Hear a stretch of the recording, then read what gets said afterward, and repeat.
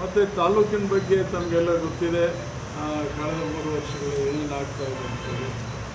ಇವತ್ತು ಆಡಳಿತ ಅವರು ಶಾಸಕರು ಎಲ್ಲ ಚೆನ್ನಾಗಿದೆ, ಎಲ್ಲವೂ ಕೂಡ ಅಭಿವೃದ್ಧಿ ಆಗ್ತಾ ಇದೆ ಅಂಥೇಳಿ ಅವರೆಲ್ಲ ಭಾಷಣಗಳನ್ನ ನಾನು ನೋಡಿದ್ದೀನಿ. ಮತ್ತು ನನ್ನ ಅಭಿವೃದ್ಧಿಯನ್ನು ಸಹಿಸೋದಿಲ್ಲ, ವಿನಾಕಾರಣ ಏನು ನಮ್ಮ ಮೇಲೆ ದೋಷಾರೋಪಣೆ ಮಾಡ್ತಾರೆ ಅಂತೇಳಿ ಅನೇಕ ವೇದಿಕೆಗಳಲ್ಲಿ ಸಭೆಗಳಲ್ಲಿ ಹೇಳಿದ್ದನ್ನು ಗಮನಿಸಿದ್ದೇನೆ. ನಾವ್ಯಾರು ಕೂಡ ಅಭಿವೃದ್ಧಿ ಪರನೇ ನಾವಿದ್ದಿದ್ದು. ಅಭಿವೃದ್ಧಿ ನಾವು ಮಾಡಿರುವಂಥ ಕೆಲಸ ಕಾರ್ಯಗಳೇ ನೀವು ಅನೇಕ ಕಾರ್ಯಕ್ರಮಗಳನ್ನು ಉದ್ಘಾಟನೆ ಮಾಡ್ತಾಯಿದ್ದೀವಿ, ನಮ್ಮದೇನು ತಕರಾರಿಲ್ಲ. ಅದೇ ಅಭಿವೃದ್ಧಿ ಅಂದರೆ ಬರೀ ರಸ್ತೆ ಚರಂಡಿ ಮಾಡೋದು, ಟಾರ್ ರೋಡ್ ಹಾಕೋದು ಒಂದೇ ಇಲ್ಲ.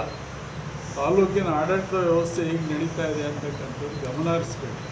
ಇವತ್ತು ತಾಲೂಕು ಆಫೀಸಿನ ಆಡಳಿತ ಪರಿಸ್ಥಿತಿ ಏನಾಗಿದೆ, ಅಥವಾ ತಾಲೂಕು ಪಂಚಾಯಿತಿಗಳಲ್ಲಿ ಯಾವ ರೀತಿ ಗ್ರಾಮ ಪಂಚಾಯಿತಿಗಳಲ್ಲಿ ಕೆಲಸ ಕಾರ್ಯಗಳು ನಿರ್ವಹಣೆ ಆಗ್ತಾಯಿದೆ, ಅಥವಾ ಪೊಲೀಸ್ ಸ್ಟೇಷನ್ಗಳಲ್ಲಿ ಯಾವ ರೀತಿ ವ್ಯವಹಾರಗಳು, ಅಥವಾ ಯಾವ ರೀತಿ ಬಡವರಿಗೆ ಅಥವಾ ಯಾರು ನೊಂದವರು ಹೋಗ್ತಾರೆ ಅವ್ರಿಗೆ ಯಾವ ರೀತಿ ನ್ಯಾಯ ಸಿಗ್ತಾ ಇದೆ ಅಂತಕ್ಕಂಥದ್ದು ಎಲ್ಲ ನೀವೇ ನೋಡ್ತಾ ಇದ್ದೀರಿ.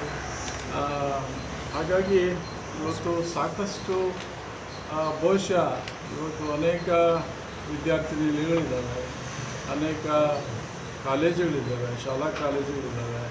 ಅಲ್ಲಿ ಶಿಕ್ಷಣದ ಗುಣಮಟ್ಟ ಹೇಗಿದೆ ಅಂತೇಳಿ ಗಮನ ಹರಿಸ್ಬೇಕು.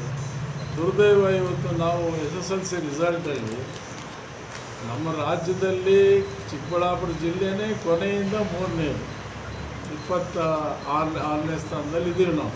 ಚಿಕ್ಕಬಳ್ಳಾಪುರ ಜಿಲ್ಲೆ ಏನು ಶೈಕ್ಷಣಿಕ ಪ್ರಗತಿಯಲ್ಲಿ, ಅದರಲ್ಲಿ ಗೌರಿಬಿದನೂರು ಕೊನೆಯಲ್ಲಿದ್ದೀವಿ ನಾವು. ಇದು ಬಾಗೇಪಲ್ಲಿ ಗುಡಿಬಂಡೆಗಿಂತ ಕಡಿಮೆ ಇವತ್ತು ನಾವು ಏನು ಶೈಕ್ಷಣಿಕ ಒಂದು ಪ್ರಗತಿಯಲ್ಲಿ. ಇದ್ರ ಬಗ್ಗೆ ಶಾಸಕರು ಉತ್ತರ ಕೊಡಬೇಕು.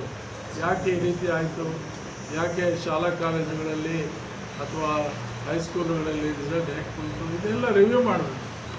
ಮತ್ತು ಹಾಸ್ಟೆಲ್ಗಳು ಇರ್ತವೆ, ಹಾಸ್ಟೆಲ್ಗಳ ಪರಿಸ್ಥಿತಿ ಏನು, ಇವತ್ತು ಬಡವರು ಮಕ್ಕಳಿರ್ತಕ್ಕಂಥ ಏನು ವ್ಯವಸ್ಥೆ ಇದೆ. ಹಿಂದೆ ಒಂದು ಆದರ್ಶ ಶಾಲೆಯಲ್ಲಿ ಏನಾಯಿತು ಅಂತ ನಿಮಗೆ ಗೊತ್ತಿದೆ. ಇದೆಲ್ಲ ಕೂಡ ಗಮನ ಹರಿಸುವಂಥದ್ದು ಕೂಡ ಅದು ಒಂದು ಜವಾಬ್ದಾರಿ.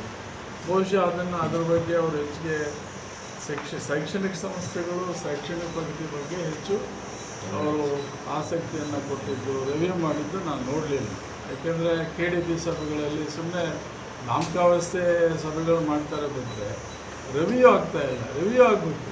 ಪ್ರತಿಯೊಂದು ಇಲಾಖೆ ಪರ್ಫಾರ್ಮೆನ್ಸ್ ಏನಾಗಿದೆ, ಯಾಕೆ ಮಾಡಲಿಲ್ಲ, ಇವತ್ತು ಆಸ್ಪತ್ರೆ ವ್ಯವಸ್ಥೆ ಏನಾಗಿದೆ.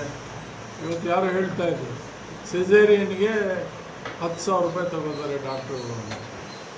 ಇರುತ್ತೆ ಈಗ ಸಾಮಾನ್ಯವಾಗಿ ಸರ್ಕಾರಿ ಆಸ್ಪತ್ರೆಯಲ್ಲಿ ಅಷ್ಟೋ ಎಷ್ಟೋ ಸ್ವಲ್ಪ ಖರ್ಚು ಮಾಡಬೇಕಾಗುತ್ತೆ ಬಡವರು. ಆದರೆ ಆ ಮಟ್ಟಕ್ಕೆ ಒಂದು ರೇಟ್ ಲಿಸ್ಟ್ ಥರ ಫಿಕ್ಸ್ ಮಾಡಿಕೊಂಡು ಮಾಡೋವಂಥದ್ದು. ತಾಲೂಕು ಆಫೀಸಲ್ಲಿ ಕೂಡ ಇವತ್ತು ಅಲ್ಲೂ ಕೂಡ ಭ್ರಷ್ಟಾಚಾರ ಜಾಸ್ತಿ ಆಗಿದೆ. ಪಂಚಾಯಿತಿಗಳಲ್ಲಿ PDOಗಳ ಮೇಲೆ ಹತೋಟಿ ಇಲ್ಲ. PDOಗಳು ಮಾಡಿದ್ದೇ ಮಾಡಿ ಅವರು ಈಗ ಆಡಳಿತ ಒಂದು ಅಧಿಕಾರಿಗಳನ್ನು ಹಾಕಿದ್ದಾರೆ ಪ್ರತಿ ಪಂಚಾಯಿತಿಗಳಿಗೆ. ಹಾಕಿದರೆ ಅಲ್ಲಿ ಅವರು ಜನರಿಗೆ ಸರಿಯಾದಂಥ ಸ್ಪಂದನೆ ಇಲ್ಲ. ಆಮೇಲೆ ನಿನ್ನೆ ಮೊನ್ನೆ ನಾನು ಇವ್ರದ್ದು ನಮ್ಮ ಶಾಸಕರದು KDP ಸಭೆಯದು ಒಂದು ರಿವ್ಯೂ ನೋಡಿದೆ, ಭಾಷಣ ಮಾಡಿದ್ದು ಕೇಳಿದೆ. ಸುಮಾರು 175 ಎಕರೆ 76 ಎಕರೆ ಸರ್ಕಾರಿ ಜಮೀನು ಬಿಡಿಸಿದ್ದೀವಿ ನಾವೆಲ್ಲ.